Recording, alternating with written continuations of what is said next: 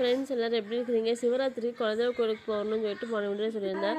போயிட்டு அப்படியே அடுத்த நாள் வந்து கிடாய் வெட்டி விருந்து வச்சிடலாம் அப்படின்னு சொல்லிட்டு இருந்தோம். அதனால எங்கள் மாமியை விட்டு 2 நாளுக்கு முன்னாடியே கிடாய் வாங்கி கட்டி வச்சுட்டோம். நிறைய பேர் வந்து வீடியோக்கே வரவே மாட்டேங்குதுன்னு சொல்லி கேட்டாங்க. அதனால் இந்த வீடியோ நான் வந்துட்டேன். ஆடு வந்து வண்டியில் கொண்டு போகணும் அப்படின்னு சொல்லிட்டு இந்த மாதிரி டெம்போ நாங்கள் பிடிச்சிருந்தோம்.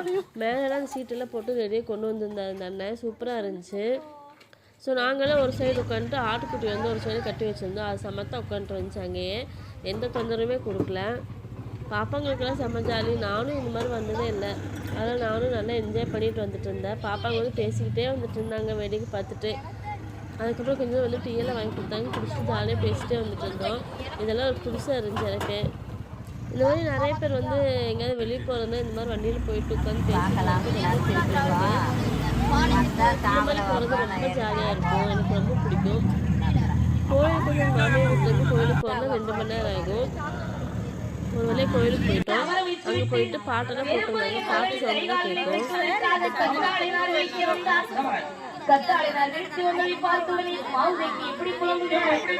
பாட்டு வந்து ரொம்ப சவுண்டாக வச்சுருந்தாங்க. பேசவே கேட்காது.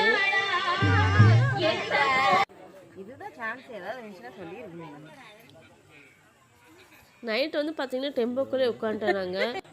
நான் வந்து சுத்தமாக தூங்கவே இல்லை. நைட்டெல்லாம் அந்த வெங்காயம்லாம் உரிச்சு கொடுத்துட்டு நல்லா ஜாலியாக பேசிகிட்டு இருந்தோம்.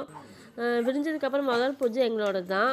பூஜை முடிஞ்சதும் கடை வெட்டெல்லாம் தொடங்கியாச்சு. கடை வெட்டி சமையலே முடிஞ்சிருச்சு.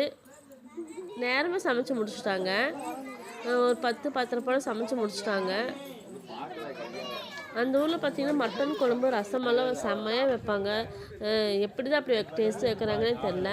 ஸோ எல்லாத்துக்கும் சாப்பாடு போட்டு உட்காந்து சாப்பாடு வச்சுட்டு எல்லாருமே சொன்னாங்க சூப்பராக இருக்குன்னு சொல்லிட்டு.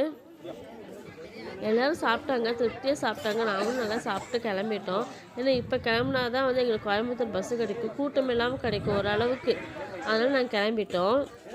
கோவில்பட்டி பாய். எங்கள் அக்கா வந்து கோவில்பட்டி பாய்ன்னு சொல்கிறான். நாங்கள் ஆளுக்கு ஒரு சீட்டை பிடிச்சிட்டு உட்காந்துட்டோம். எங்கள் வீட்டுக்கு உட்காந்துருக்கு ரொம்ப டயர்டாக உட்காந்து 2 days ரொம்ப டயர்டாக உட்காந்துருக்காரு. ஓகே ஃப்ரெண்ட்ஸ், நெக்ஸ்ட் வீடியோவில் பார்க்கலாம். பாய்.